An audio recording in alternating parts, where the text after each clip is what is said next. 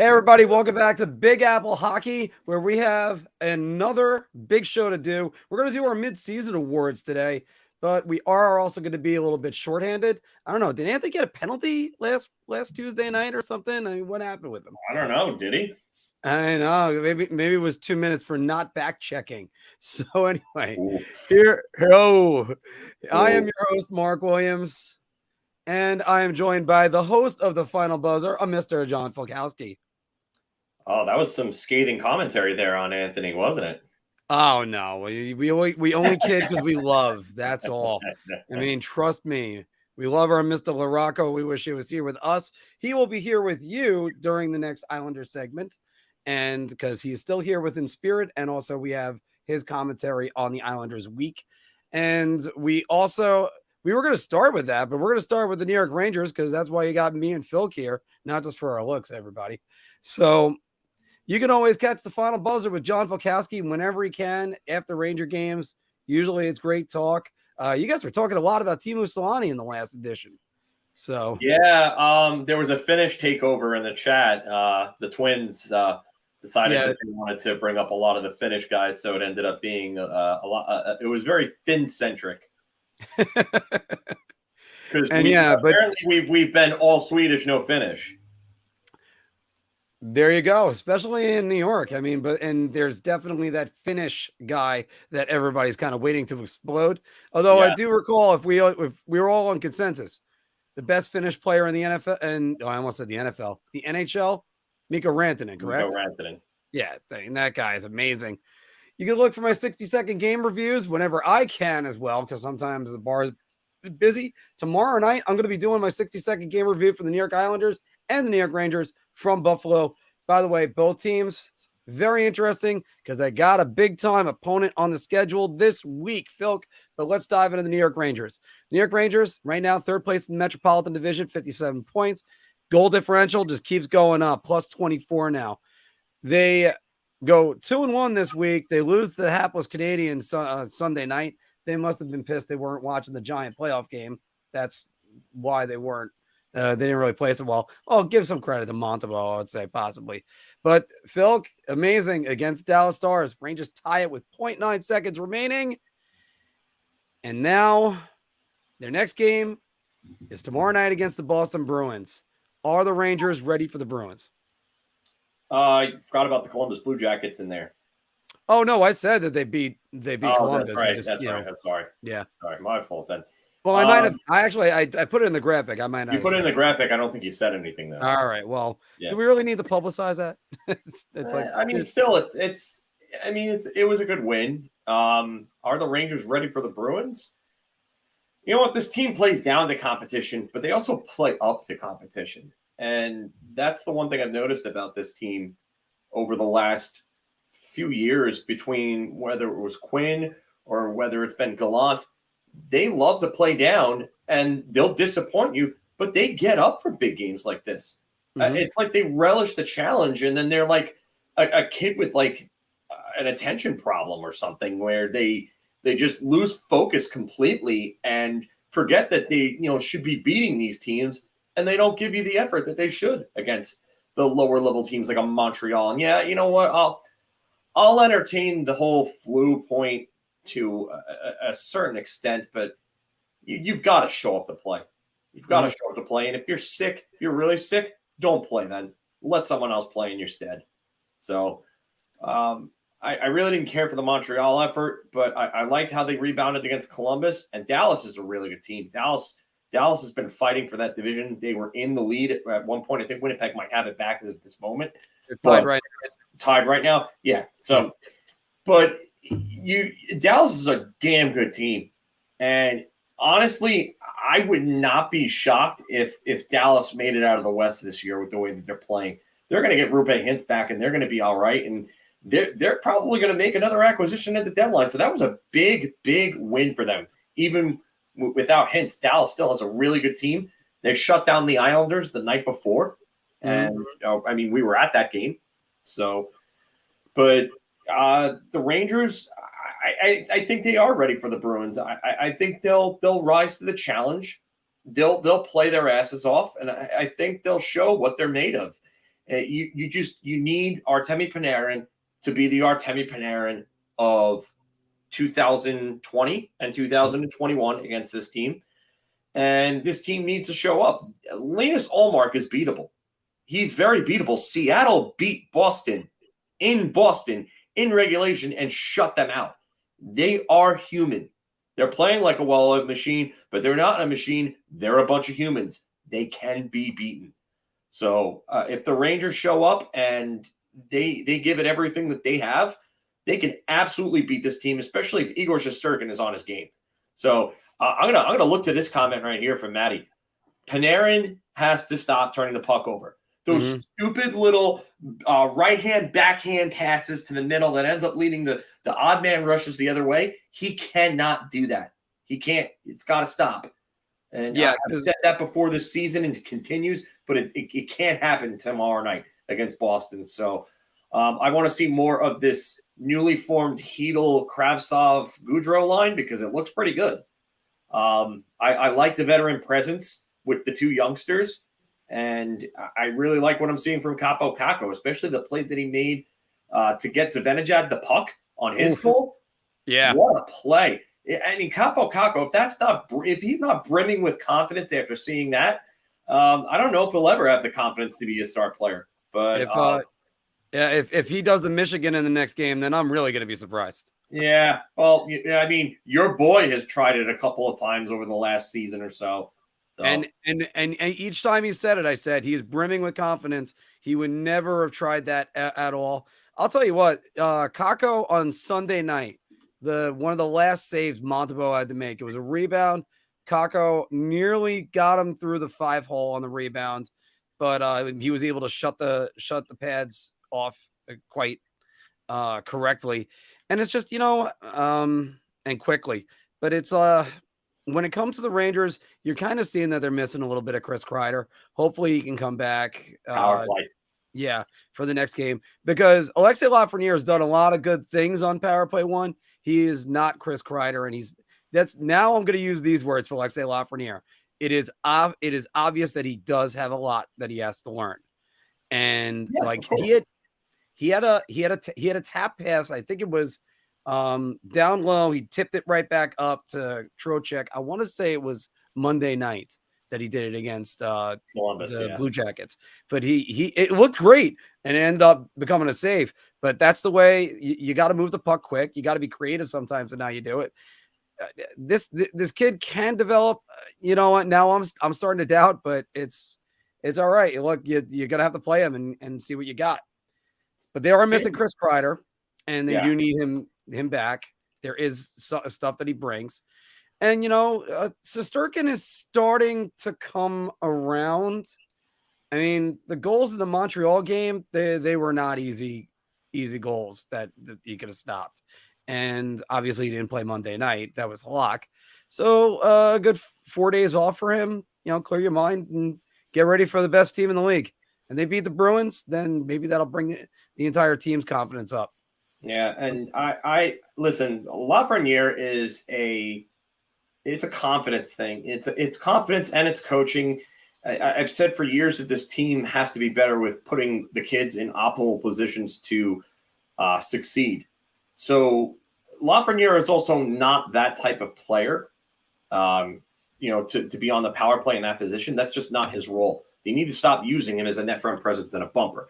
He could Agreed. shoot. I would have used them on the Ryan Strome spot. Absolutely, and that's what I called for, but I don't know why they didn't do that. If you want Vinny Trocheck in that bumper spot as a net front presence, I think he's far better suited for that role. And again, I'm gonna point to Gerard Gallant because I'm just questioning why he's doing these things with these players, because it seems like he's trying to fit round pegs into square holes. It's obviously not working because the power play results have suffered greatly over the last, I would say, month or so. Yeah, they just have not been good for a while. And speaking of which, put Keandre Miller on power play 2, right now, and take Jacob Trouba off there permanently, because Trouba can't be on there anymore. And Miller's proven that he can move the puck a hell of a lot better than Jacob Trouba ever could. Well, here's a question I have to ask you on that, Phil. If he's good enough to be on the ice for a last-second ditch effort for a goal, why not power play 2? And then, again, I look back to Gerard Gallant. Round peg, square hole syndrome. Why are we not utilizing someone like Keandre Miller to the best of his abilities? He's already shattered his career highs in points. Mm. And he's gonna go far past. I mean, he's on pace for over 40 points. That it's funny because I was just saying to myself, would the Rangers offer Keandre Miller something similar to what they gave Brady Shea in 2018, where it was a 5-year deal worth $31.25 million. I think it was $31.5 million. Ended up being 5.25 per year for him. Yeah, because everybody was getting Tom Wilson money at that time. Yeah, I mean, but you gotta look at it this way, because I mean, if they can't offer him $848 with like $6 million per year, because I know that would be ideal for the Rangers. They would love to lock him down to that, and that would be an awesome contract going forward. But you might have to bridge him and give him 4.5, or do you go $5 million or something like that? I don't know, but I think you have to bridge him. I think you have to bridge him and try to get just 2 more years out of it, because the reason why you have to bridge him is obviously because 2024 is the big date. That's where you're probably going to see. We've been talking about this for years. Jacob Trouba is probably getting moved then, and they're probably eating a lot of money out of him. And I don't know. Then again, I would say they have to eat at least half that contract in order to make it work. I don't think they'll have to eat half. I think they'll have to eat, I would say maybe 25% or so. I mean, then again, Erik Karlsson's worth 3 first-round draft picks, right, Phil? Yeah. Come on. That's funny. Joke. Yeah. It's one of those things that, and then you have to start thinking about Chris Kreider getting moved over. One of the things we did last week, unfortunately, we didn't get your take on Connor Bedard. Don't worry, we'll have plenty of times to do that during the season. Anthony and I did his press conferences, and even though I have to publish this video too, another reason why the Rangers have to think about their prospects is Brendan Ottman's coming right up from everyone else, and they're not just going to throw him on the 4th line when he's up. He's going to be a top 6 forward, and he's already shown that he could do that. So the going with what Trouba and the contract situation is, they're gonna need to figure this out, because it'll open up more cap space to try to clear up. Trouba definitely. Kreider is a maybe. I'd say Kreider's more likely either 2024 or the year after. I would say that they would probably try to move him, or who knows, maybe they don't. But also, Phil, this week, so the Rangers go and they get the Florida Panthers Monday, and by the time we do our next show next Wednesday, Toronto Maple Leafs are going to be going to Toronto. You gotta like that the uptick in competition's in there, because you know what, you talked about it at the beginning of this, Phil. They play down the competition. You want to say it's from the DQ era or such? I could go all the way back to the Colin Campbell era. We could, but I mean, we got to keep it relevant with the members on the team. But yes, the Rangers have historically played down the competition since Colin Campbell. Mike Keenan was the last one that made sure that they didn't do that, and everybody got the message after he benched Brian Leetch when Terry Yates scored the hat trick at MSG. I was about to say he did get beat by Anaheim at home, but yeah. Wow, Terry Yates. There's a name that comes out of nowhere. I'll just mention Anatoly Semenov. All right, Bobby Dolas. Yeah, Bobby Dolas, by the way, who he scored 2 goals, one for the Ducks and one for St. Louis. I believe it was in the same building in successive years that he hit the back bar and it came out, and play went on for 10 minutes. And then they got the first whistle, they reviewed it, and then they called it a goal. So then they had to replay those 10 minutes. That's like the double washout in Game 6 in the '94 finals when Courtnall when it hit the back bar, came out, Rangers went down and scored. They wiped out the Ranger goal and gave Courtnall the goal. That turned that game around. I believe that was Messier that scored that one. Yes. All right. So, Phil, we're going to go to the New York Islanders, and we're going to play a little clip first from our Mr. Anthony Larocco, who has his thoughts on the Islanders this week, and we're going to be as quick as possible with our thoughts. A little bit of an interesting week. They dropped that game against Dallas that we were all at. The next game against Minnesota, that's a 1-0 game. They were playing pretty well. Ilya Sorokin was outstanding. Then about 7 minutes left in the first period, 1-0 lead. They get a power play, time to ice the game, and they give up a shorthanded goal. It's just you can't do that. And not only that, but Sorokin made the save.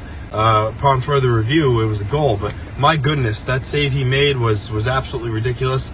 I can't say enough about how good Ilya Sorokin has been for this team. Likely the reason why they're even, close to a playoff spot right now. They're tied with Pittsburgh for the last wild card, so he gets a lot of credit. But that was a tough loss. And then 2 minutes after that, they careless with the puck and they lose the game 2-1. And they Wild added an empty net goal, but you can't lose a game like that. You just can't. And then they follow that game up with a win against Montreal, which again, that's a team they should beat. Once again, Sorokin brought a shutout into the third. About 6 minutes were left. He got scored on, but at least they held on and got the win. And then the last game against Washington. I mean, admittingly, I was at our cabin that we have with the family, so I didn't watch the game, but I saw they were up 3-0, and they blew it. And to a team where if they would have won, they would beat only 1 point behind them for the first wild card spot. So that's a game you can't lose. From what I understand, the game changed when Ovechkin put that borderline hit on Pajot, which the referees reviewed and determined it wasn't a penalty. I mean, I think it could have been a charge. I think it could have been boarding. I think it's a little ridiculous that the refs did not feel it was a penalty there. Thankfully, Pajot was able to come back and return and play. But as much as I'm a huge fan of Ovechkin, everybody knows that. But I thought that should have been a penalty. But again, from what I understand, after that, the game tilted in Washington's favor, and the Islanders just didn't have an answer for them. But you can't give up a 3-0 lead on home ice to a team you're battling with for a playoff spot. And this is uncharacteristic of the Islanders. Leading up to the game against Minnesota where they lost the 1-0 lead, prior to that, they were 12-1 or 15-1, something ridiculous like that when leading after the second period. So you're talking 2 games they gave away leads, and granted a 1-0 lead isn't anything insurmountable by any stretch of the imagination, but still though, when you're up, especially on a power play where you could ice the game, and you give up a shorthanded goal, it just takes all the wind out of your sails. So the Islanders are in it right now. We talked last week about their stretch. So far, they lost the game in overtime. They won against Montreal, and they lost. They lost in overtime in Washington. They lost to Minnesota in regulation, which hurt, no points, and they beat Montreal. So, 1-1-1 over the last 3 games, and now they got a tough task with Boston tonight. The Boston's the best team in the league. I guess on the bright side of things, the last time they played them, they brought them to a shootout in Boston. This time they're home, so hopefully, obviously that's on their side there, but Boston's a very good team. The Islanders are going to have to bring their A game. Like I said, they're tied with Pittsburgh for that last wild card spot, 4 points behind Washington for the first one. So they really need this game tonight. Hopefully, if Pittsburgh were to lose to Ottawa and the Islanders would win, they'd officially be in the last playoff spot. So points are crucial here. The Islanders need to get their act together. And the last thing I'll talk about is, the Islanders called up William Dufour today, and he was skating with Matt Barzal in the first line in practice. So a lot of Islander fans are excited about that. As we saw with William Dufour last year, Dufour tore up the Quebec Major. Yeah, and then it actually cuts out right there. So don't worry, we're back. Yeah. So, by the way, and one thing to extend from what Anthony's talking about with William Dufour, the Islanders need a shot in the arm. They really need one badly, and hopefully he can be that for them. Islanders right now tied for 5th in the Metropolitan Division, 50 points, plus 12 goal differential. Philk, the Islanders, they're in the middle of that murderer's row. They got home for Boston, at Buffalo, versus Carolina, and then at Toronto the next 4 games. We already talked about the last 3 games. Let me ask you this question, Phil. Did the Islanders waste this week? I'm going to say, yeah. They had the games, 2 games that they had that they should have won against both Minnesota and Washington. I mean, I'm not going to say that the Dallas game was a waste. I thought they played that game pretty hard and they played good enough to win that game. But you can't blow leads in the third period like that, and especially giving up a shorthanded goal like they did to Minnesota. Like, dude, that's not good. That's not good at all. So, I do think that they did waste this week. Thankfully for them, they're in a real good position right now in terms of the standings, so that they're still right within it. But they have a tough stretch coming up, and they have a bunch of teams that are really going to give them a lot of trouble. So we're going to see what the Islanders are made of. And you're talking about shots in the arm, and yeah, the Islanders could use one of those right now. Is Dufour ready for that? I mean, it's a lot of pressure to put on a kid to just come in and be like, hey, we need you to be this shot in the arm while we're in the middle of a playoff race. I mean, Pittsburgh's got 2 games in hand on them, and they both have 50 points. So that's tough because Pittsburgh doesn't seem to be going away. Despite but they're not exactly taking off either. That's the other thing about Pittsburgh. That's the good thing for the Islanders. Pittsburgh isn't taking off. They're kind of just going about their business and just teetering back and forth. It seems like when they take a step forward, they take a step back and they lose a game. So it's just they're playing 500. So, I mean, if the Islanders can play 550, 600 hockey, they can take that spot from Pittsburgh pretty easily. But, the games in hand is a problem. It's 2 games. And sometimes that, depending on how late in the season you are, that can be a decisive factor as to whether or not you make it. So now I do have to say one thing, and I watched this save live, and I said, oh my God, I can't believe he made that save. And I know Anthony is still gushing about that save, but Sorokin did not make that save. It was a goal. And I actually thought you could carry the puck into the net. I didn't know it was, but what happened was I think his glove got caught on the post and the puck fluttered for a second, proving he didn't have control. So I think that's actually the reason why that was a goal. I mean, I can't believe Sorokin was even in that neighborhood. So let me first commend Ilya Sorokin on that. Going back to what you just said and Anthony said in the recording, Brock Nelson, you can't turn the puck over there. You absolutely cannot turn the puck over there. Then it becomes a 2-on-1. Oh, and there was a question whether or not there was an offsides on that play, but that's a different story. And then shortly after that, bang, back of the net, 2-1, you lose 3-1 under the empty netter, and that's all she wrote. Number one, though, about this week, Phil, regardless of what you could say, and I if it was the Rangers, I'd be hammering them. So it's the Islanders. I got to hammer them too. And that's, you can't give the same situation the Rangers were in 2 weeks ago versus the New Jersey Devils. Can't give 2 points to your opponent. Nope. And you only get 1 back. And in the Islanders case, it's more important because they're trailing these teams. The Rangers right now are in third, 4 points behind the Devils.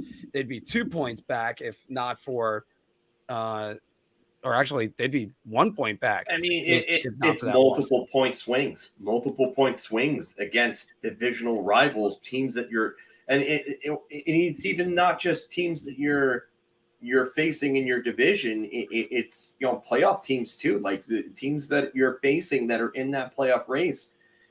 That's a multiple point swing too, but it just happens to be that the 2 teams that they're chasing are also in their division, so it's a triple whammy. Yeah.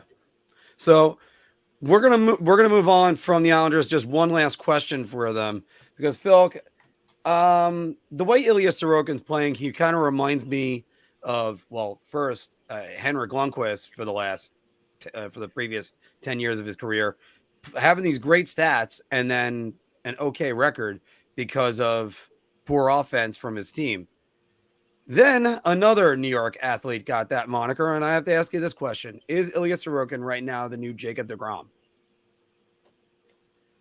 I don't think he's at that level yet. Jacob deGrom was posting absolutely absurd numbers when he was healthy with the Mets.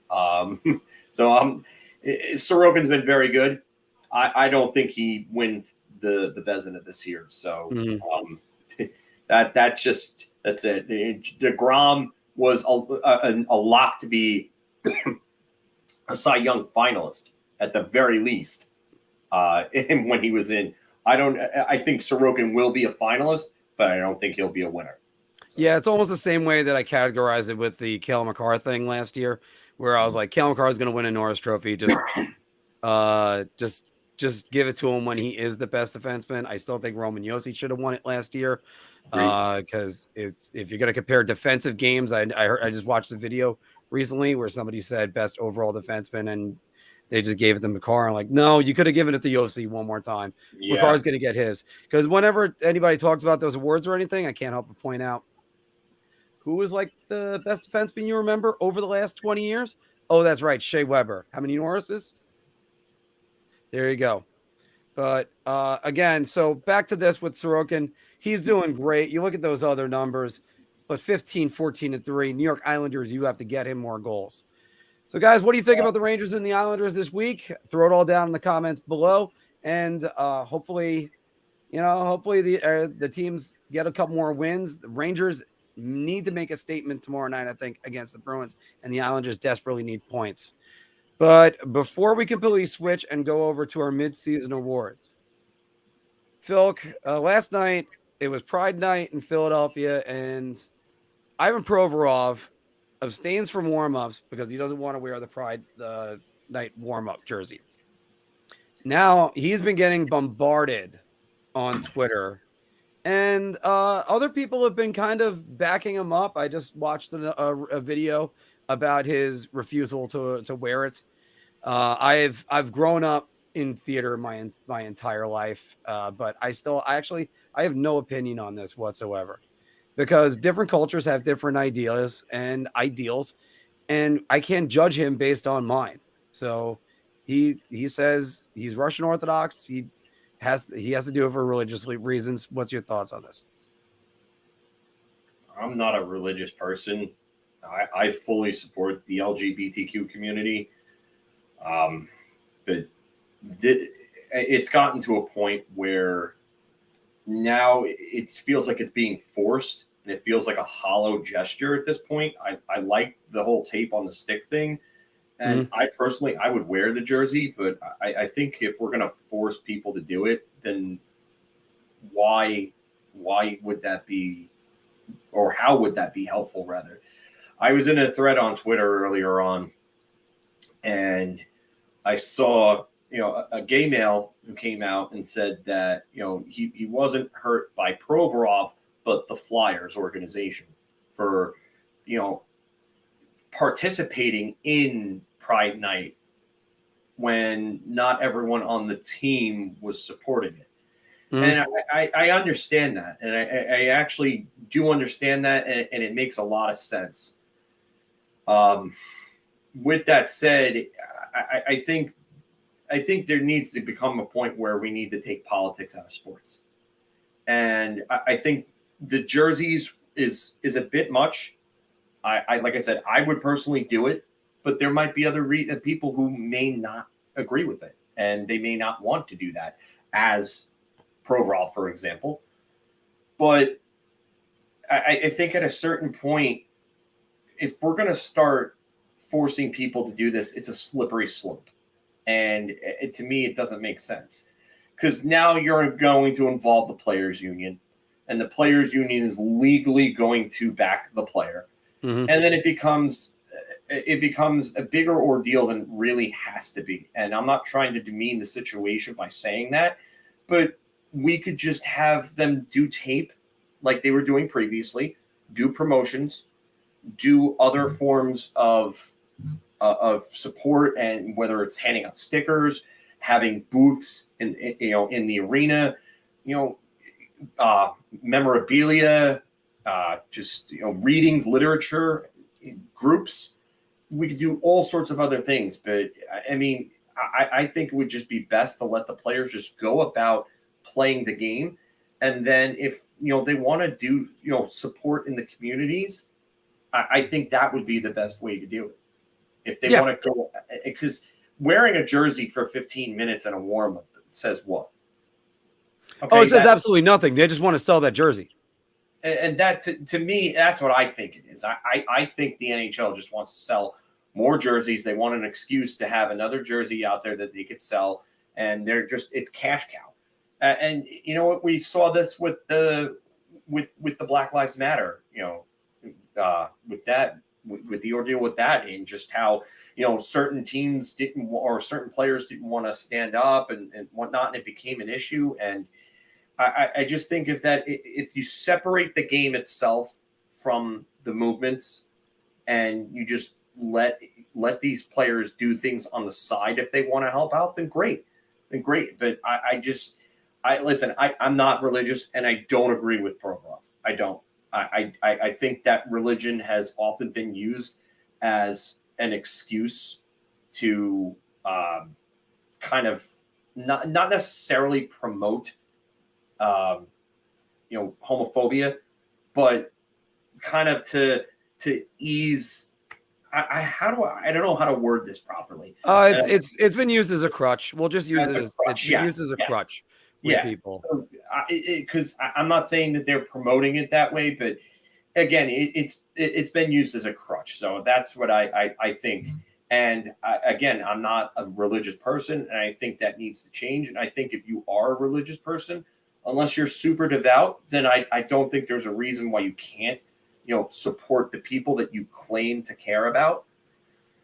That's just me. And I think that religions need to move on from just. Well, it's thousands of year old doctrine. Exactly. It's antiquated. It's an antiquated way of life and a state of mind.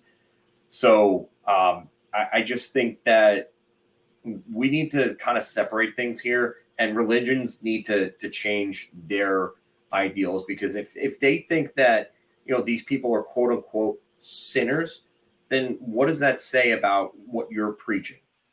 And to me, it doesn't say a lot. Or hell, my lifestyle isn't exactly the most, and I was Roman Catholic, so I was raised Roman Catholic too, and I just denounced everything. So for my own, but I do have to kind of, first off, let me commend John Tortorella for not throwing his player under the bus, and the Flyers also the player, because it would have been very easy. But Phil, this is also a problem you have when you have a global game. You get, if this was soccer and they had let's just say a foreign player, I won't say any countries or anything, but that doesn't have progressive LGBTQ ideals, I mean, would it be the same situation as what's going on? That's kind of where I'm just trying to just vaguely say it. And I think it's just, look, if this is what Provorov believes, that's what it is. First off, how did nobody check with him? And I doubt this is the first night that they had this. So how did nobody just And apparently supposedly he didn't put the tape on last year when it was just the tape and the warm-ups. And I listen, I like that. I think that's cool. If you want to put the tape on your stick in the warm-ups, if you want to even put the tape on in the games, I think that's cool. Whatever. But you know what? It just, I think that it's a real slippery slope with a lot of gray area here. And I just think that just to look at it as a black and white issue is, I just think that's closed-minded. And I think it's a disingenuous point of view. Like you're not taking in everything. There's a lot of context to be had here. And again, I don't agree with it. I don't agree with him. Yeah. I support everyone. I support it fully. I would wear the jersey if I was him. But again, I'm not him. I'm not religious. And I don't agree with that. It's just, I think this is why we need to step back from this. And we need to step back from politics and sports. I think there needs to be some sort of just separation between the two, because now the NHLPA is going to get involved. And now it's going to become a huge, huge issue. And I think it just causes more problems than it does anything when you have an issue like that. And it just, listen, show support. but there are other ways that support can be shown. And I don't think it needs to be forced on everyone, because if you're forcing it, then it's not genuine. Yeah, that's a problem I have too. Yeah, and I think anyone from the LGBTQ community would tell you that if the support is not genuine, then why do it? Because it's nothing but lip service at that point, and it's nothing but cash cow. Yeah, nothing but a cash cow. Because look, I've said this before, I'll say it again. I guarantee there's a gay player in the NHL right now, if not several. There are several. There's definitely several. Hockey is for everyone. We've known this for a long time, and it's a great game. And then that's where, stuff like this, I'm just going to sum it up right there, because I'm even kind of tired of talking about this. I want to get back to talking about hockey, because that's where you're right about it. Because now we step back from that, and then politics gets right back in there, and keep politics out of sports as best you can. I mean, but then again, just to say this also, there was a pitcher for the, I think it was the 1947 Brooklyn Dodgers that wouldn't face the camera, and he faced away in protest in the team photo because they had Jackie Robinson on the team. He would then be later traded to Pittsburgh and basically never heard from him ever again. So either you could progress also, and you're going to be doomed in history if you don't. But again, everything all within reason, obviously. It's a can of worms. It's a can of worms that did not need to be opened. All right. Taking a beat, everybody. And now we're going to shift over to our midseason awards because, well, it is the midseason and there are NHL awards at the end of it. So we're going to be talking about some of the midseason awards that are coming up right now. And let's start with Phil. Who is your Calder Trophy winner?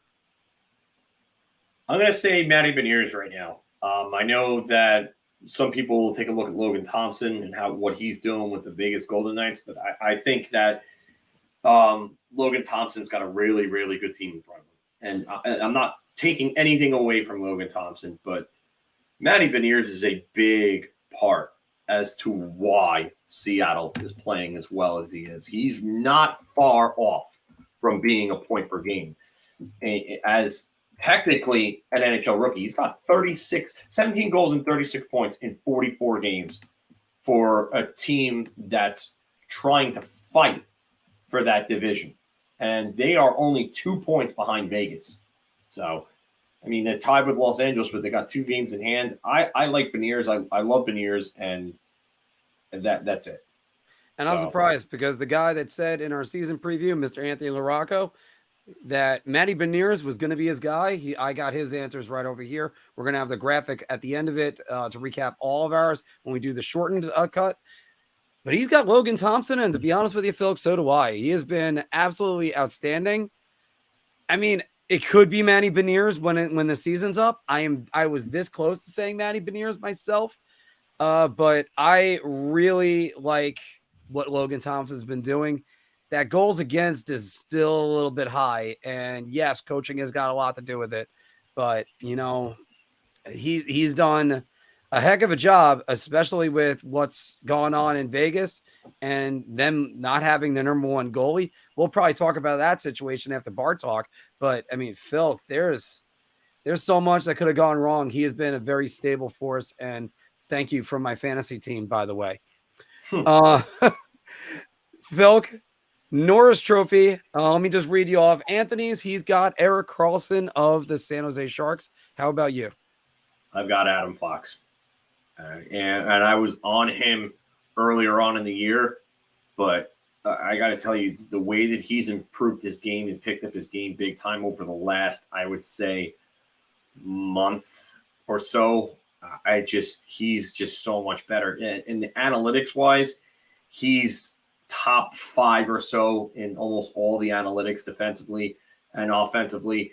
I mean, if anybody's watched Gravitate's video, Nathan on Sportsnet, I tell you, he makes an excellent case for Adam Fox when guys like Karlsson, who's just not been good defensively.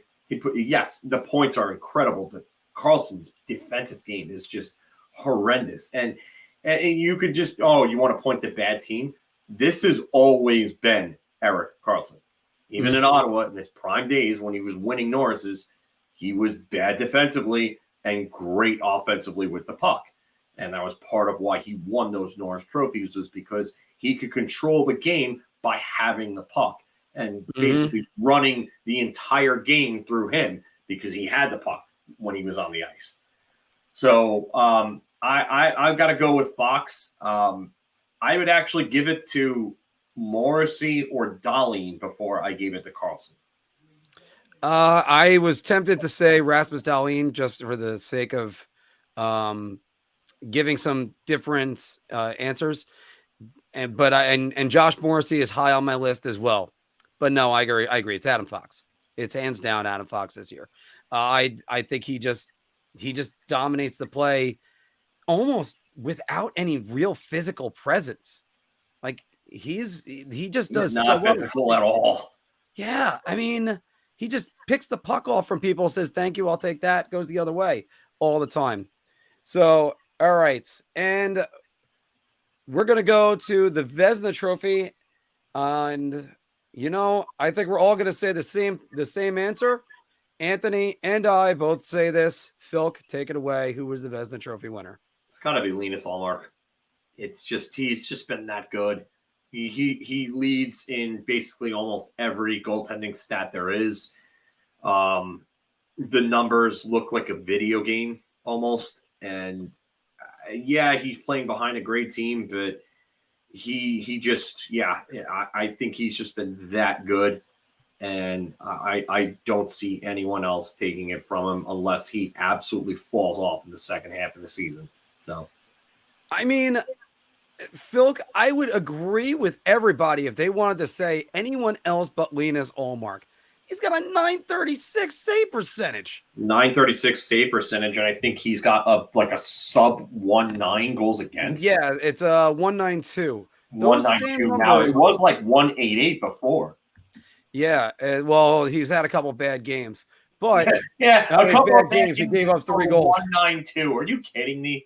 I mean, that's those were similar numbers to what Igor Sorokin. I almost said Ilya Sorokin. Yeah, you said Igor Sorokin was putting up last year. Wow. Yeah, I did actually. I did mess it up. All right, you messed it up twice. I messed it up twice. But Igor Sorokin was putting up those numbers last year. But the difference was the Rangers weren't a well-oiled machine. The Bruins are. I guess that's the only reason why everybody's still looking over going, nah, it can't possibly be Ullmark.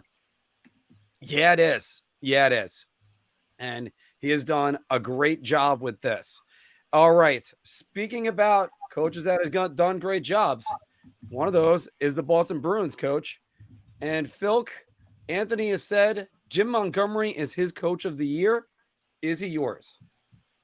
Yeah, and it's really close for me because the other guy that would actually give it to would be the guy who we took over for, Bruce Cassidy, because I think Bruce Cassidy's done a hell of a job in Vegas.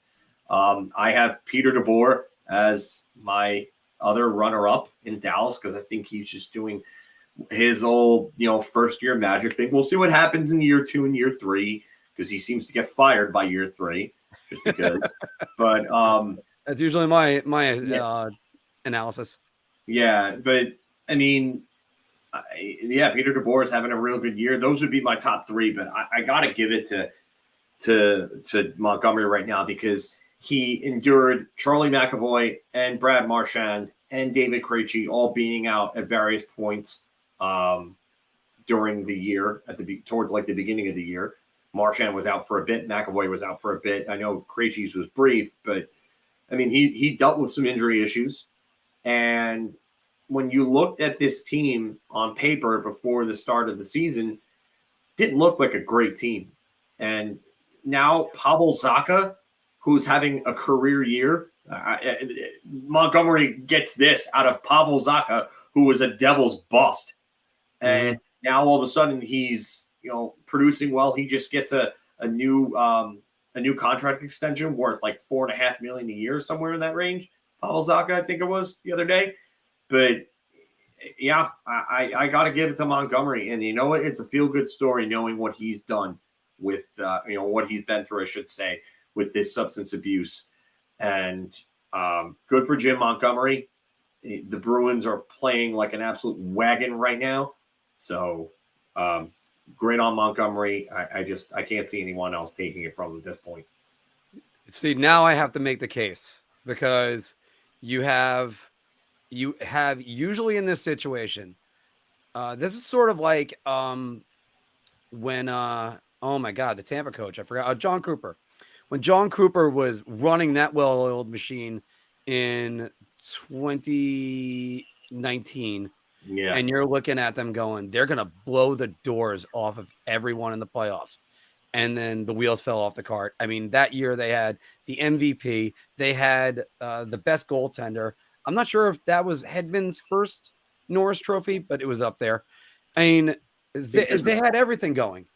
And then you have to go, all right, well, I got to give it to the coach in that one. But then you get that scrappy underdog team that everybody counted out. And then that coach leads this team. And that's why mine's Dave Haxtell right now, who I can't believe I'm even saying that's those a words. good one. That's a real good one. I would, you know what? I kind of forgot about him, but that's a real good one. Right. Like Dave Haxtell, though. I mean, how is he getting that out of this group? When that group has a goaltenders with the numbers that they're putting up. Oh my God. I mean, how? You looked at him in Philadelphia, and the basic thing we said watching him and just as fans and as people was maybe his first year, they were good. The second year, you're like, this guy is just a college coach. That's all he's ever going to be. He goes to the Maple Leafs. He's an assistant coach for a little bit. It's clear he learned something because he knows what he's definitely more prepared for the games now, and his team's more prepared, and he knows what it's like to coach professional players. He's done a great job. I know Anthony had him as one of his runners up. Yeah, I think, oh yeah, you had Pete DeBoer. Well, I mean, your guys that you have right there, Montgomery, Winter, runner-up Cassidy, and Pete DeBoer. Those are three quality jobs that these guys have done. And Ariana actually brought up a good one here. Bonus. Rick Bonus. Bonus is another one. I was ready to put Bonus in there. Yeah, I think to me, he's further down. But he's done a real good job with that team. But I mean, to me, and looking at Haxtell, I think I would probably have to bump him ahead of DeBoer now, because look at the numbers on Seattle's goaltenders.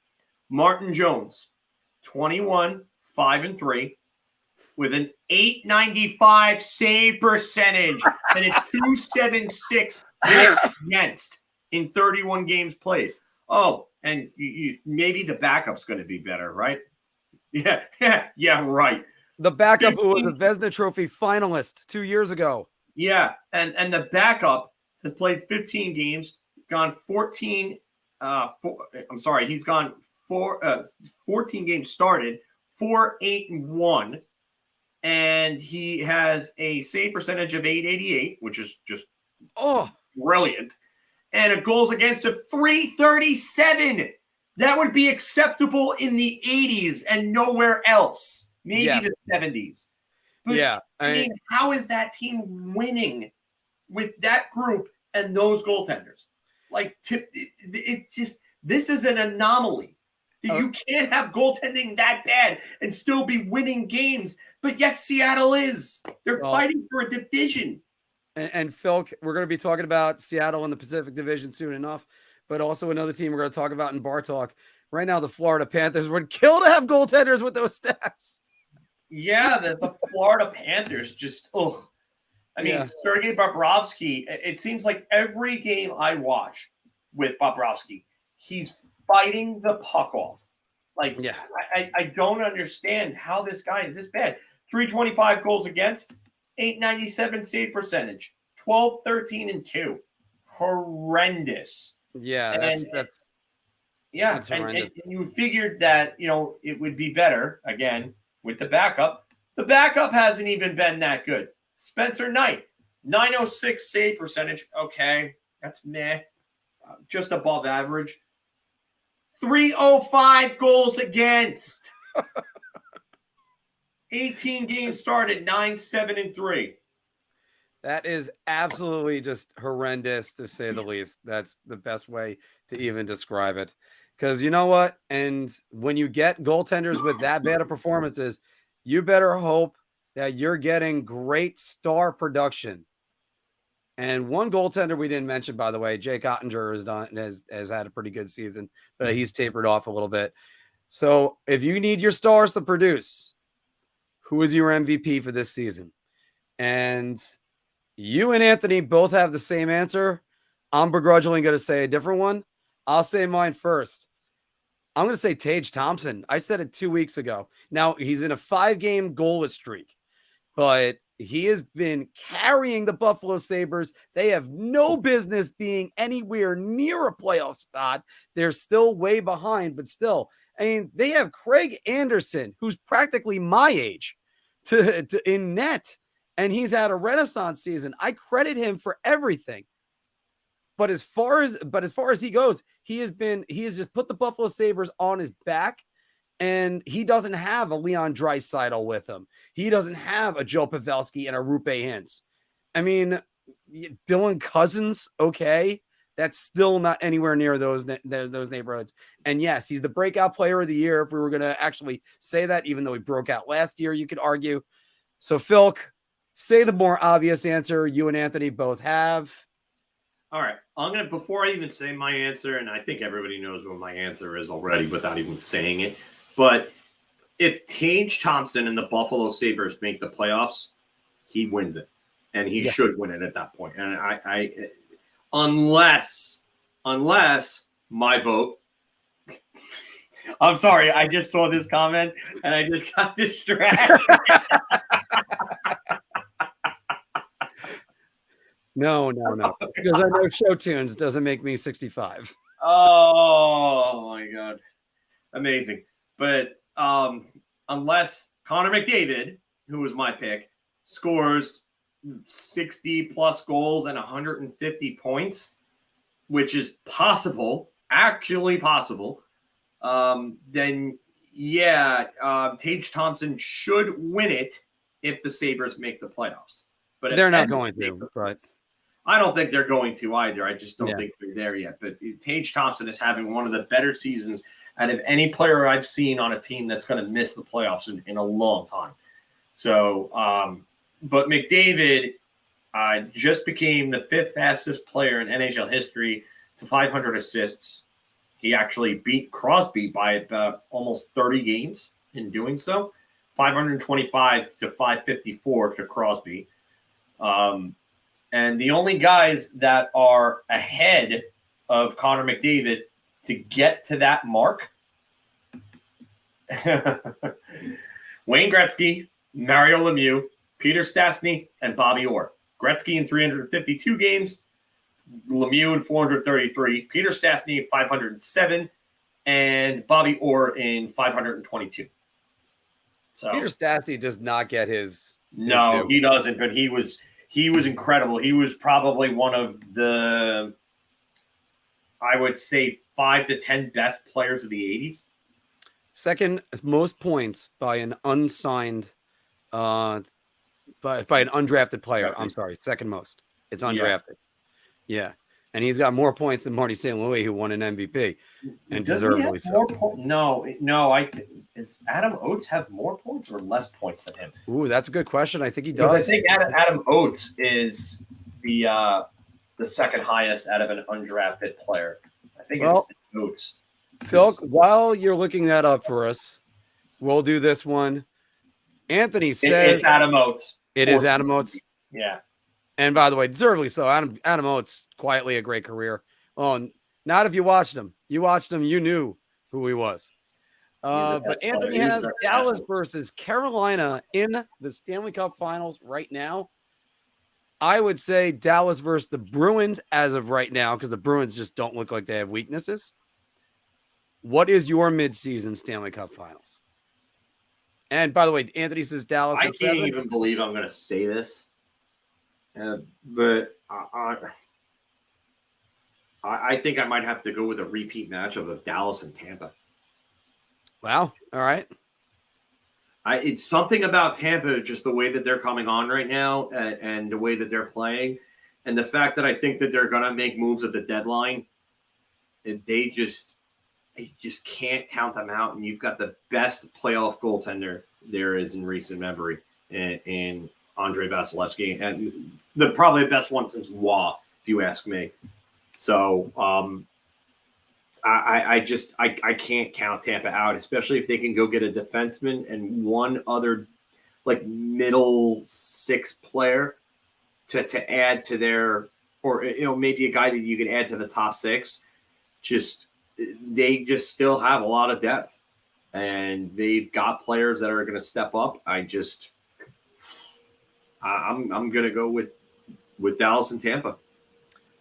So if it's Tampa, and judging by the amount of a gap Boston has in the division for the lead so far, and that they look like they're going to shatter the President's Trophy, this means you have Tampa beating Toronto in the first round, correct? That's what it seems like. Toronto, I don't think Toronto is winning it unless they go and they get serious about getting a legitimate defenseman and a goaltender. I just don't think that they're beating anybody in the first round. Well, I mean, they're gonna have to figure out how to upgrade that team, because they even look good, and you're still looking at them and saying, "That's great, Tampa in 6." Yeah, cool story, bro. Tampa in 6. And it's also, by the way, Phil, another thing going over to McDavid. If McDavid finishes outside the playoffs, which is very possible, can he still win the MVP? All right. So the last regular season leading scorer, the last scoring trophy winner, the last Art Ross and Rocket Richard winner, funny enough, to miss the playoffs was Jerome Iginla in 2002. So Iginla won it, and he was playing on a line with Craig Conroy as his center, which is just crazy, the fact that he put up 52 goals and 96 points in one of the worst scoring years in a long time with a guy who probably should have been playing on their third line as a first-line center. But Iginla, had he made the playoffs, I believe Iginla would have won the MVP. He would have won the Hart had Calgary make the playoffs. So it's a little different because McDavid is on pace to do something that the last player to do was Mario Lemieux. Mm-hmm. So even if he finishes with 140 points, he would be the first player since Lemieux, Oates, and LaFontaine, who were the top 3 scorers in 1993, to break the 140-point mark. So for me, I think McDavid could still win it without making the playoffs. And, I mean, I don't remember the last MVP to not make the playoffs. We may have to go back to the original 6 era for that. Because I'm thinking, if I'm correct, by the way, 1994, I think Gretzky won the scoring title, but he didn't win the MVP. Fedorov won the MVP. He won the Hart and the Selke because he had 56 goals and 120 points, won the Hart and the Selke, and he's the only player to do all of that in the same season. I was about to say, because you love that statistic. I know you love the quote that one. It's one of the most complete seasons we'll ever see. Well, we're going to see more complete stuff in just a moment. We're going to skip ahead, everybody, because it's time to do a little Big Apple hockey bar talk. Shot. This is the easiest I've ever had to answer. I say beer. I can't even begin to describe. I'm actually going to go crazy. I'm going to buy everybody around on this one. All right, everybody. Welcome back to Big Apple Hockey's Bar Talk, where we are gauging our confidence on NHL topics based on our choice to drink. Are you so confident that you're going to buy everybody around? So. I'll take a beer. Oh, my God. I'll take a shot.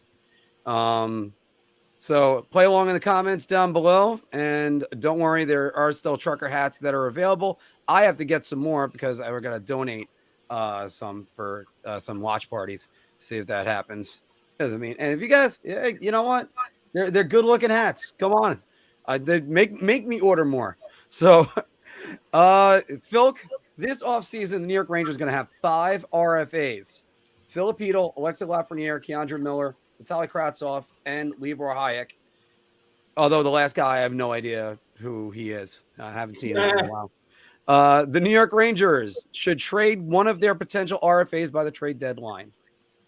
shot. This is a layup. No, you don't. I mean, Oh, unless there's that's the easy Libor. button. Listen, I would say yes to Libor Hayek, but who the hell is trading for Libor Hayek at this point? So, yeah, and I don't know how you trade any of these guys at this point, unless Alexis Lafreniere unless it ends up being for someone elite that's young, and then maybe you consider moving Lafreniere. But this is a shot for me. I think Alexis Lafreniere would be more of an off-season trade. I could don't see cheat. that. I could cheat on this and say it's Libor Hayek is the guy that would then get traded, but we're not gonna.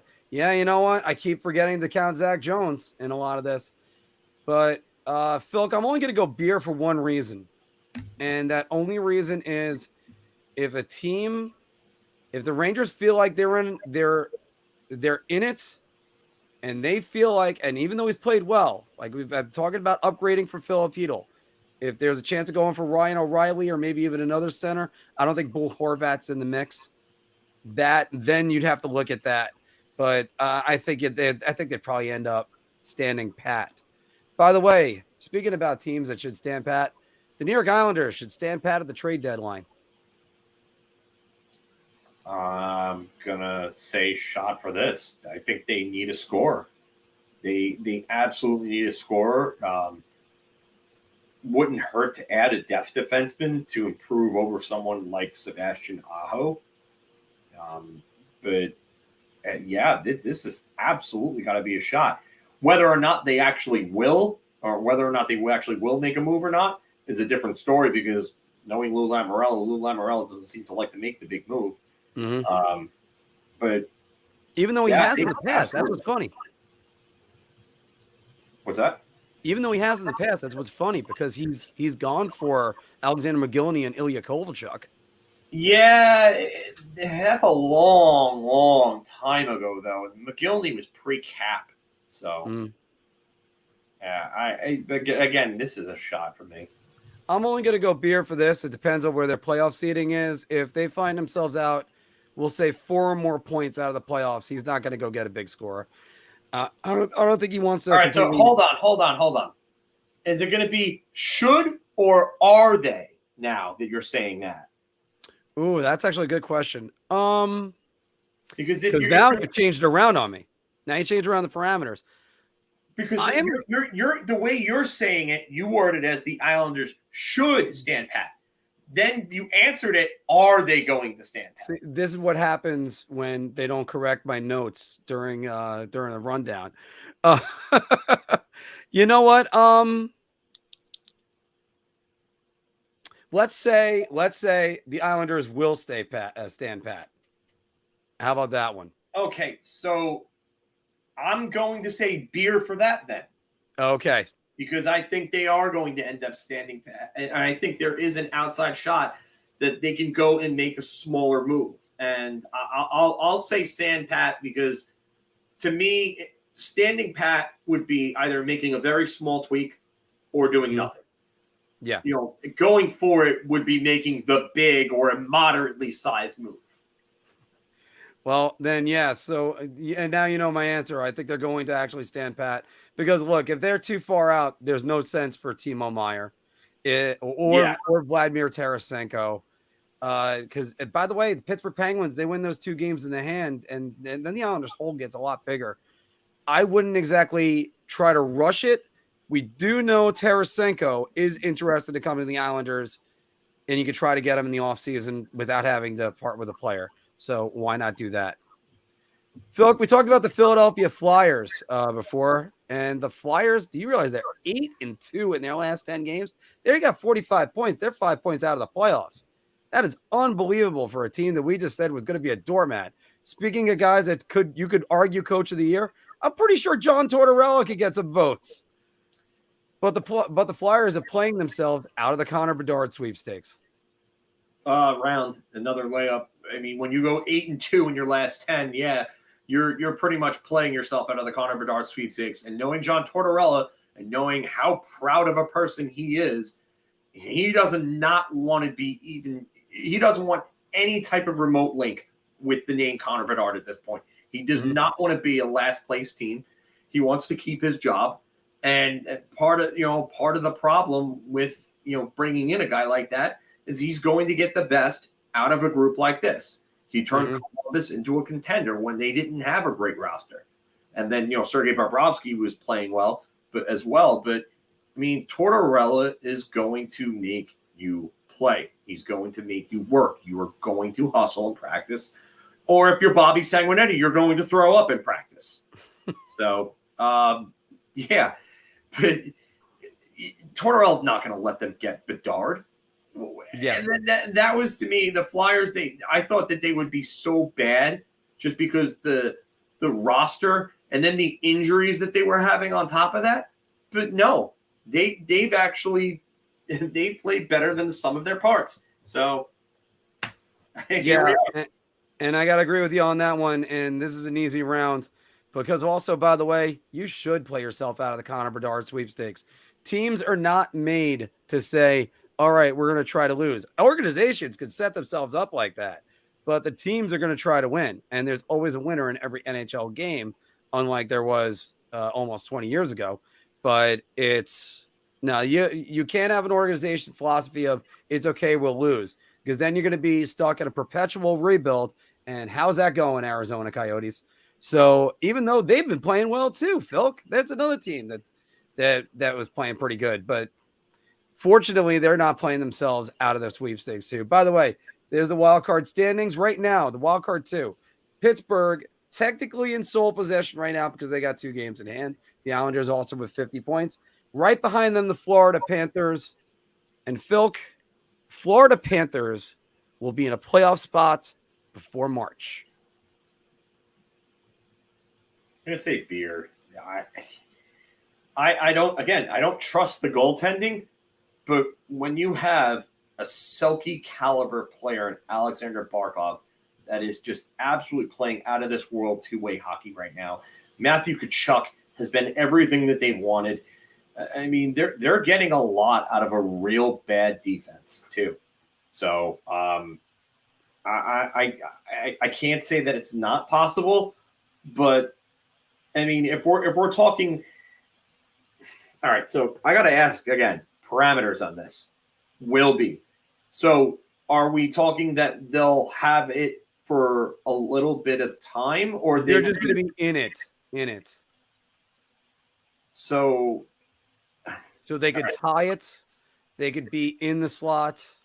And it could be for like a day, and it doesn't, and then that's it. A day, and then they could drop out. I'm gonna stick with Beer, but yeah, I see what you're saying. Florida needs depth.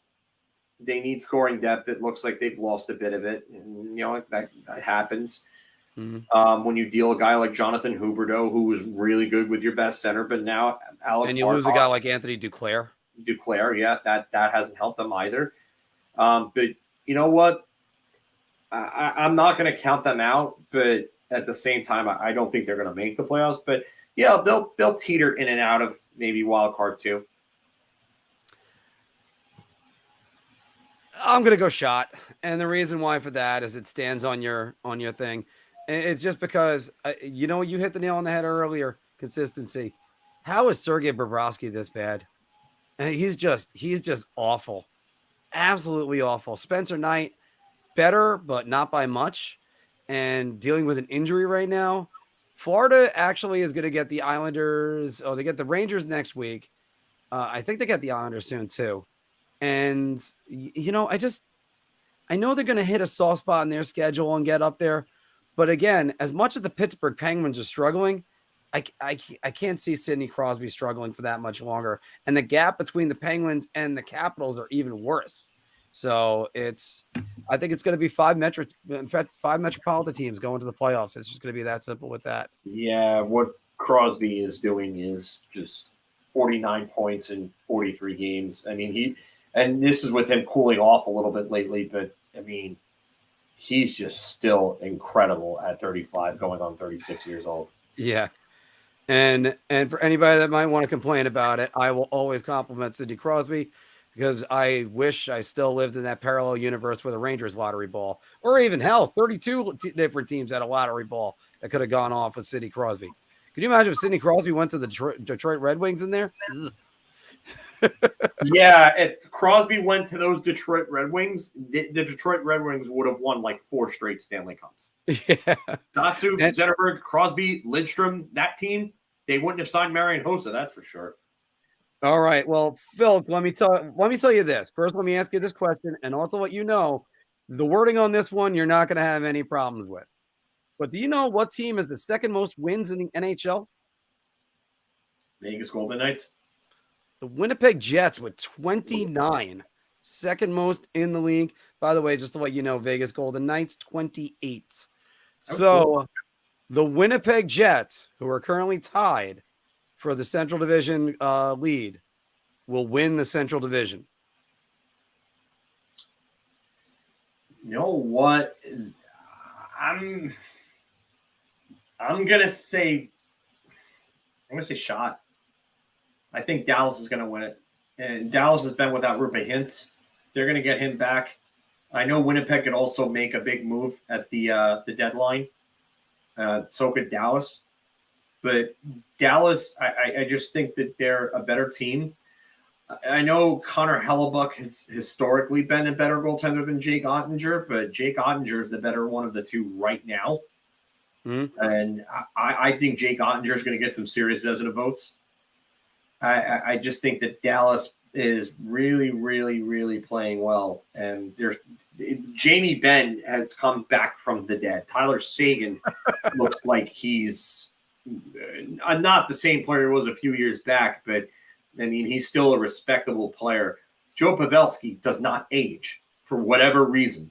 And then obviously we talked about Rupe Hintz, but then there's obviously Jason Robertson, who would be up in anybody's top 3 in Hart Trophy voting right now. So yeah, matter of fact, I thought about giving it to him because he's the one that his team is firmly entrenched. He pulled off quite a bit, but he's still having a tremendous season. So yeah, and Phil, I got to tell you, I thought I was going to be a hard grader, and then you pulled that rug under me because I'm saying shot too. I just don't have the gut reaction that they're going to win the Central. They're still going to be up there. They're going to be a real good team. They might finish second in the division. And a matter of fact, if they finish second in the Central, then it puts the screws on a team that's certain Stanley Cup champion that's outside looking in right now, who are right now, let's see, the Avs are, I think they're 2 points. The Avs right now are 3 points out of a playoff spot. They do have 3 games in hand on the Calgary Flames and 4 games in hand on the Edmonton Oilers.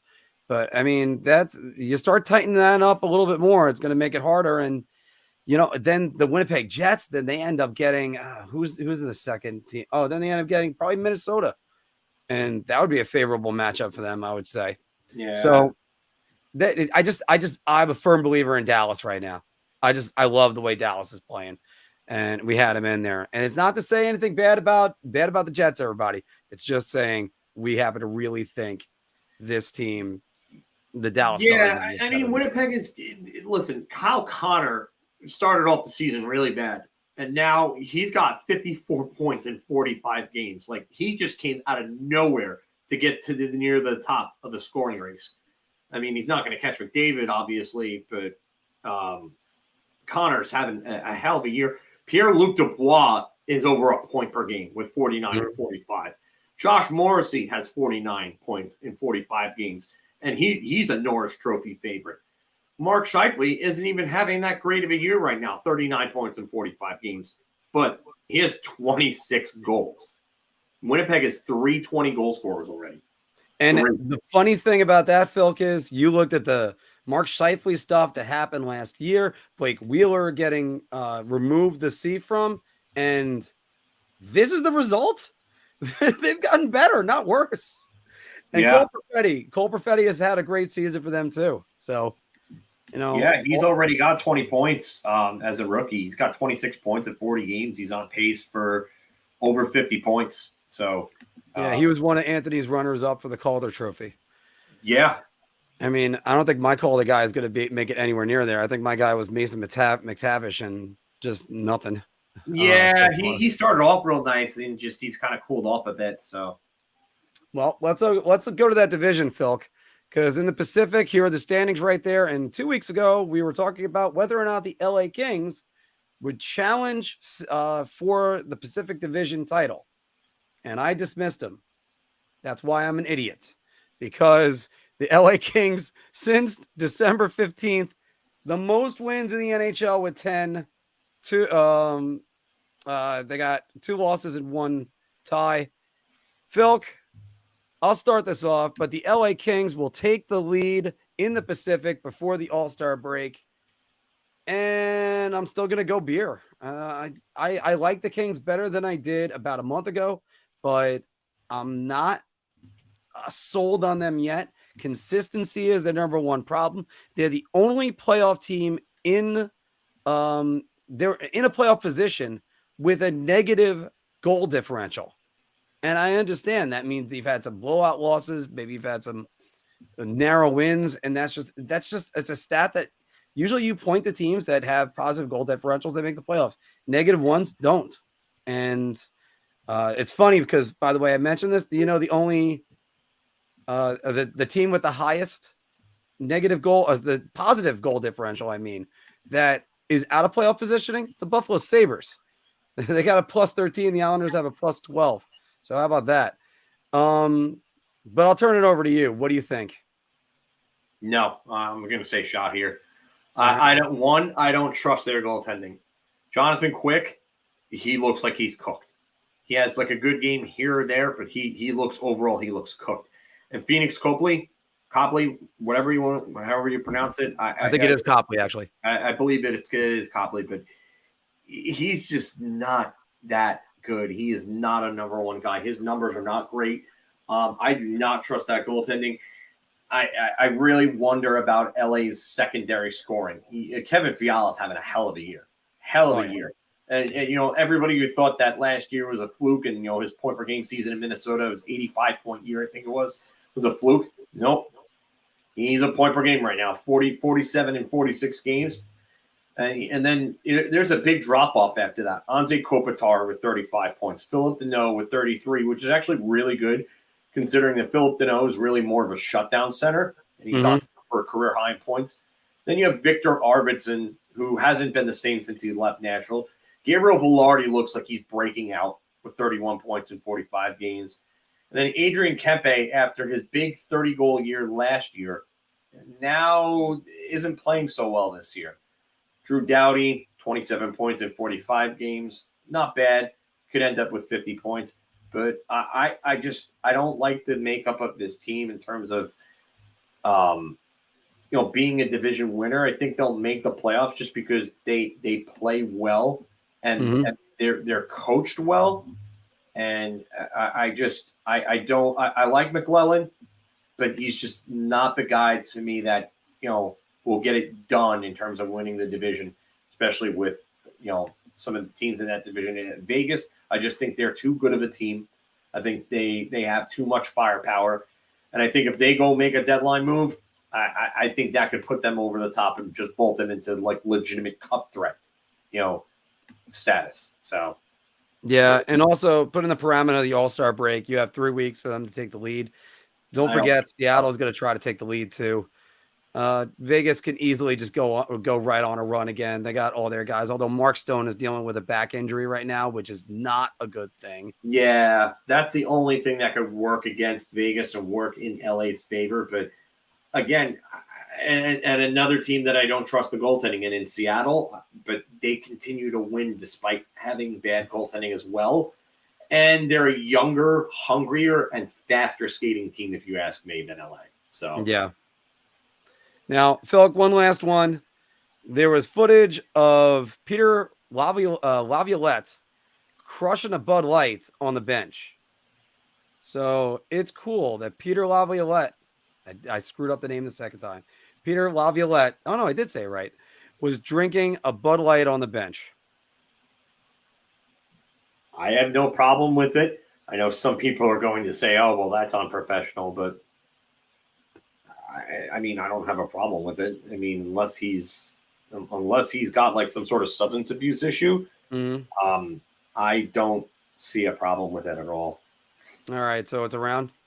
Yeah, I'm gonna buy around on this, and I'm not trying to openly promote drinking on the job or anything like that.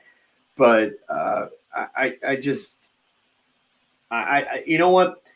Here's my thing. Everybody talks about how the NHL is the no personality league. Yes. And now we have a coach that's showing some personality by having a beer on the bench during a game. To me, let these guys have some personality. Let these guys have some sort of personality, And yeah, I gotta say, I'm the one that's gonna say beer on this one, not buying around, because even as a person that does drink a little on the job since I'm a bartender, and my New Year's resolution was to cut out shots at work. It's been moderate. But it is kind of like you're on the job. You can wait 2 hours to have a drink. Now, I don't have a tremendous problem with it, but then I thought you're also the face of a franchise when you're the coach. Maybe kind of pull that one back a little bit. You can wait until like 7:00 or 9:30. And if you watch the first 24/7 of the Winter Classic of the Penguins versus the Capitals, that all the coaches were having a drink as soon as like the game was over, and all the refs too. I think even Tim Peel was crushing down a beer, which he probably they probably all do. Yeah, because that's what we do. We're hockey players. Once the game's over, even in beer league, that's exactly what everybody does. You get done with the game. The refs, sometimes if the refs are cool with the players and the teams, they'll even chill with the teams in the parking lots and have beers with them. But I mean, this is a once in a while thing. I think that's one reason why, and I would go off on him if it was like something he did. If it was an everyday thing, okay, then I get it at that point. Like that might be a little concerning. But and you know what? Sure, I'll highlight this from John. Should be held to a higher standard. Okay, fine. But you know what?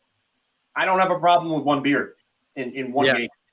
By the way, speaking of which, John and I and John from All Things Islanders, we're going to be going to the Buffalo game tomorrow night versus the New York Islanders. So that'll be a hell of a time. But yeah, it's a once in a while thing. It's fine. That's okay. It's that's it. And especially for us, once in a blue moon, it's called bar talk for a reason. I'm not opposed to somebody having a beer. Just And you know what, Phil? You could first off, the NHL should do one thing out of this and spin it into a commercial right away. Sort of like when Derek Jeter was going out all the time and Steinbrenner ripped him in the paper, and then they did a Visa commercial like a week later. So, I mean, why not turn it into a marketing ploy? Yeah, that'll all work. All right, so that was the end of the Big Apple Hockey Bar Talk, where we're doing our reactions on topics based upon drinks.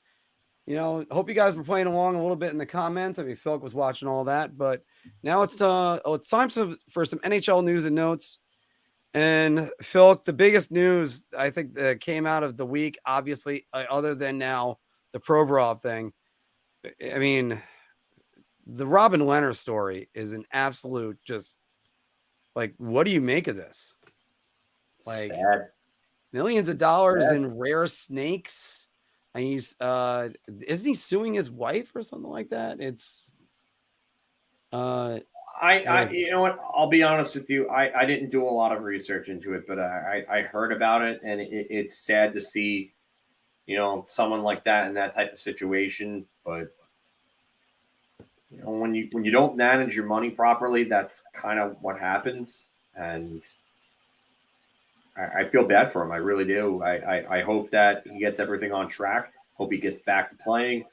I hope everything gets figured out for him, because he's been a good guy. He's been a real good guy. He's been a real good story. It's just that sometimes these things happen and you get into a rut, and sometimes it feels just like everything's coming down around you, and hopefully he gets everything figured out, and he gets back to playing and playing well. Oh, it's Robin Lehner and his wife were filed for bankruptcy and they're being sued for failure to repay a business loan. But I mean, he's citing up to $50 million in debt. Noted the business related stuff. There's a lot of stuff. There's like a rare snakes collection in there. But again, like, you know what, the nearest story I could think about with this, and I'm not going to go to Evander Kane. That's a different story as well. But I mean, Jack Johnson, that was another story where that was a little different though. His parents basically robbed him of money. Yeah, money from him.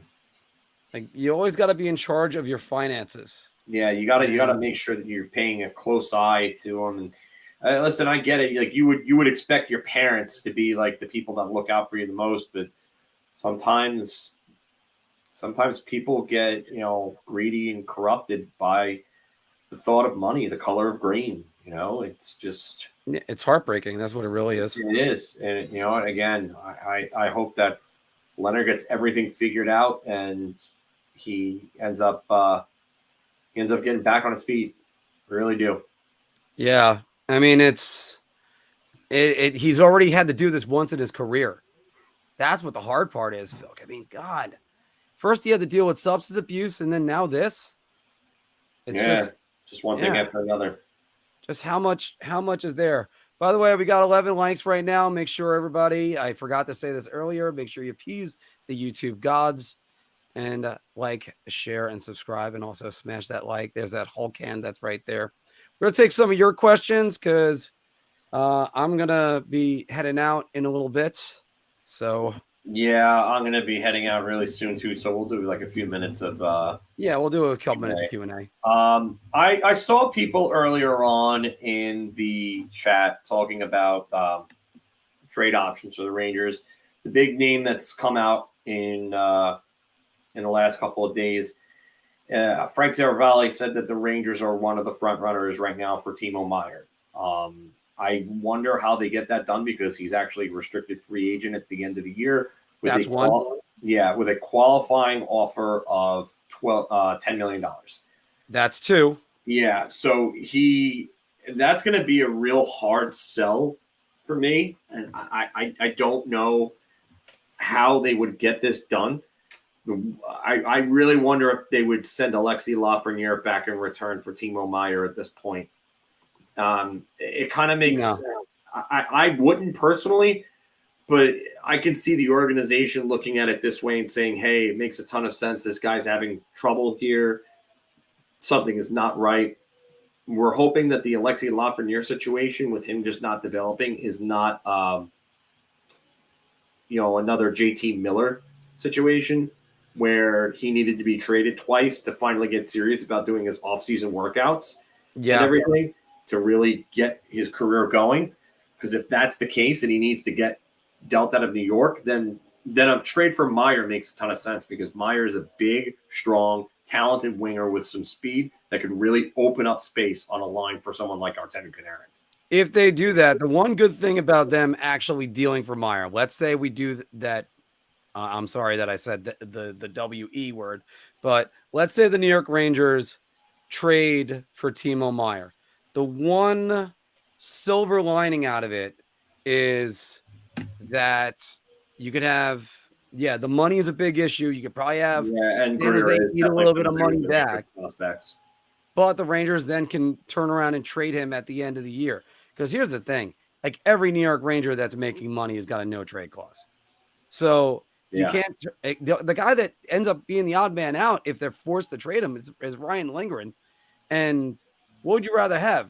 Ryan Lindgren at $4 million or Jacob Trouba at $8 million?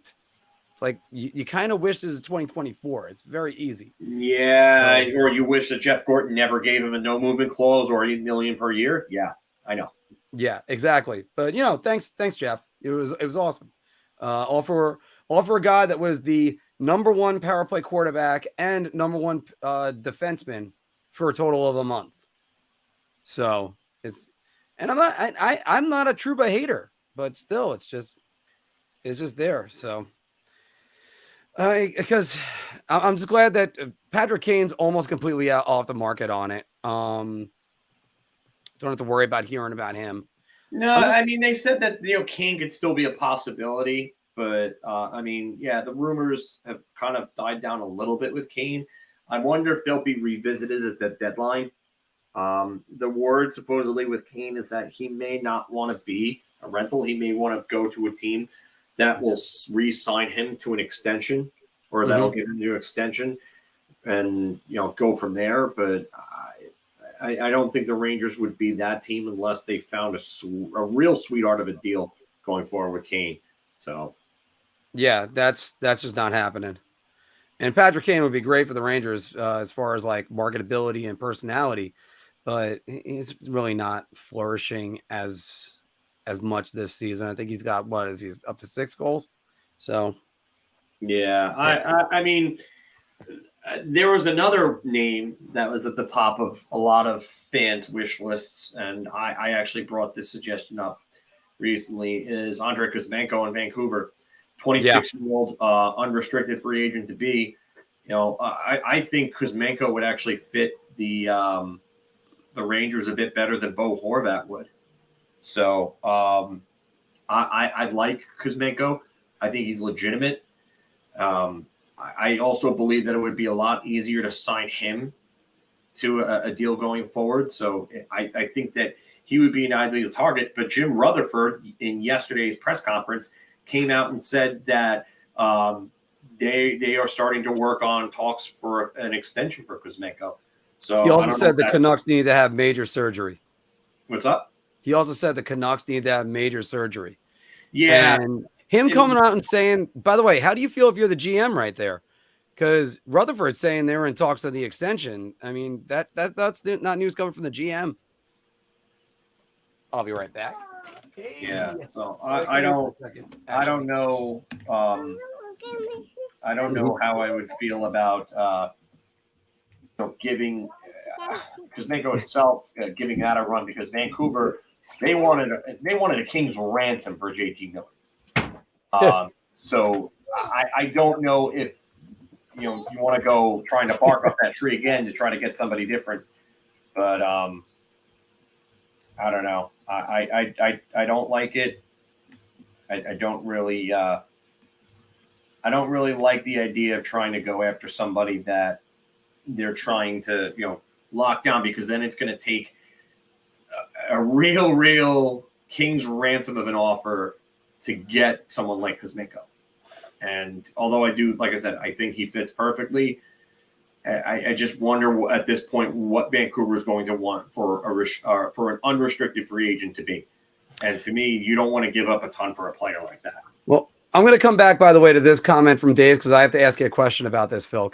But also, he's saying you could try to convince Meyer to take less than a year and trade Trouba next season, re-sign Meyer long term, but that's not going to happen. He's got a 10-year, he's got $10 million offer, qualifying offer. Yeah. So it's got to be something around there. Now, by the way, Phil, if you have to go to, let's say, Boston or Buffalo in this case, do you drive up there, or because I'm taking a plane? I've done the drive up to Boston, funny enough, during the week. We went to a Rangers Bruins game in Boston in January, like the dead of January 2015, during the President's Trophy winning season. And we left at about, I want to say 10:30, 11 o'clock in the morning, got up there probably about I would say 2, 3 o'clock in the afternoon. And then we left. They were down 3-0. Boston had just scored. They ended up getting shut out 3-0. But we drove back. We left towards the beginning of the third period, and we drove home down 95 in a friggin' blizzard. And yeah, that was fun. We didn't get home until about say 2 o'clock in the morning, 2:30 in the morning, I think. And we left around 9-ish. Yeah, that's if it's a long car ride, if it's over 2.5 hours, if you're telling me I could just fly for one and have a drink sitting in a chair in the sky, I'd rather do that. So I don't blame you one bit. I mean, I really don't. But I mean, if it depends on, plane and everything like that, and the extra money, sometimes people might take the cheaper way. Yeah, I think it's more fun when you're 22. When you're 44, you're just like, all right, just get me there and get me the hell back, especially when I'm working Friday night. So I'm going to need plenty of rest on that one. All right. No, Sean, that wasn't Justin. That was Delaney. See, it can happen. It can happen to me too, especially when I don't lock my door. That my roommate's kid will come walking in. Well, Phil, we're gonna cut it off right there because I gotta go get it uploaded for the audio podcast and also meet up with some friends that are in that we're actually going to the game for tomorrow morning, taking the flight up. What do you think about tomorrow night? You think the Rangers going to pull off that win against the Bruins? It's like I don't want to put bad energy out there. I feel like they're going to probably lose the game by like a goal. Maybe I'll say like a 3-2 loss. But I mean, I wouldn't be shocked if they won. I would love it, and I wouldn't be shocked. So. By the way, I'm going to talk to my cousin's family and see whether or not we can find the link to download our goodbye song. I love this song, Bye Bye, by my cousin Phil Antonucci. To tell you guys where to download that because it's a great legacy that the man is still leaving 10 years after he's left. And again, Phil, when you have family that they leave a good legacy, you can see it. Like you mentioned the other day that you just went through a recent passing. That's just it. They leave their legacy in us. Like my middle name is Phil for a reason. I was named a little bit after Philip, and you know what? That's a great part about life. We are an amalgamation of all the people that have come before us. So especially friends, family, everybody, as long as they're living right here. It's all that matters. What do you got going on now? You watching some wrestling? Yeah, AEW will be on in probably about 15 minutes. So yeah, I'll be watching that. All right, great. Well, Phil, enjoy it. Everybody, thank you very much for another week. Next week, we will be back to the tripod with Anthony LaRocco being with us. The Triforce. It's better to do the Triforce. Triforce, I think it's better. Yeah, no. That doesn't work. All right. Thank you very much, everybody. And, let's go Rangers. And I will say this. Tomorrow night, let's go Buffalo. Oh, no. Don't worry. We're bringing plenty of Islander fans that are going to be there because I know a couple friends of mine are going to be there, too. So, everybody, thank you very much. Have a great night. Take care, everybody. Let's go Rangers.